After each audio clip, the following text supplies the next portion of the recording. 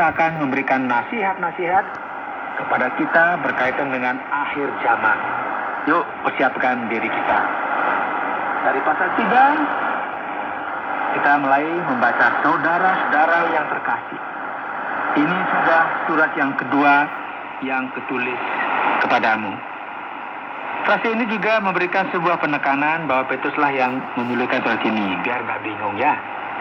Di dalam kedua surat itu, aku berusaha menghidupkan pengertian yang murni oleh peringatan-peringatan, supaya kamu mengingat akan perkataan yang dahulu telah diucapkan oleh nabi-nabi kudus, dan mengingat akan perintah Tuhan dan juru selamat yang telah disampaikan oleh rasul-rasulmu kepadamu. Petrus mulai memberikan sebuah kontras antara firman Tuhan yang ada dalam Perjanjian Lama dan pemahaman yang salah yang disampaikan oleh para pengajar sesat ini. Ia berbicara mengenai firman Tuhan dan nubuatan para nabi yang menjadi kenyataan. Jadi firman Tuhan itu sendiri perlu kita percayai. Ia juga menyebutkan nabi-nabi yang kudus dalam Perjanjian Lama yang diajarkan oleh para rasul. Yang mulai masuk kepada masalah utama dari seluruh pasal ini yang merupakan sesuatu yang sangat penting. Yang terutama harus kamu ketahui ialah bahwa pada hari-hari zaman akhir akan tampil pengejek-pengejek dengan ejekan-ejekannya, yaitu orang-orang yang hidup menuruti hawa nafsunya. Ya, ini merupakan gagasan yang sudah disampaikan sebelumnya, yaitu apa yang terpenting yang terdapat di dalam Alkitab. Nah, seluruh gagasan yang terdapat dalam Perjanjian Lama tentang campur tangan Allah dalam sejarah, dalam Perjanjian Baru, kita sudah masuk pada permulaan dari akhir zaman yang dinyatakan sejak kelahiran Kristus. Namun kita juga tahu, saudara ya, bahwa pada akhir zaman akan banyak sekali pengpalsusan. Ini harus hati-hati. Di sisi lain, saudara, kita juga tahu hal ini dengan baik, bahwa sering sekali orang Kristen mengatakan, Yesus akan datang kembali, dan suatu hari nanti Ia akan kembali. Dan karena waktu terus berlalu, dan jam terus berdetak, namun Kristus belum kembali juga datang. Maka para pengejek-pengejek ini mulai berkata, lihatlah, semua itu kan kebohongan, ya kan? Yang tidak ada satupun yang benar. Mereka mengejek fakta bahwa Kristus akan kembali. Kata mereka, perhatikan ayat 4, di manakah janji tentang kedatangannya itu?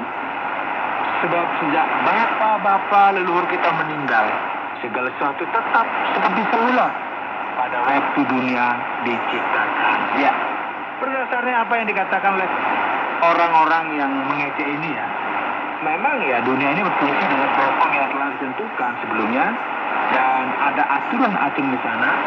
Jadi nggak ada ya hal-hal semacam intervensi ilahi dalam sejarah dan tidak akan pernah ada seperti itu. Kira-kira begitu ya. Oleh karena itu sikap yang mereka miliki ini sangatlah penuh dengan ketidakhormatan. Mereka mengejek janji Allah dan kita tahu dengan benar bahwa janji Allah terukir di dalam hati kita melalui iman. Amin ya. Amin ya.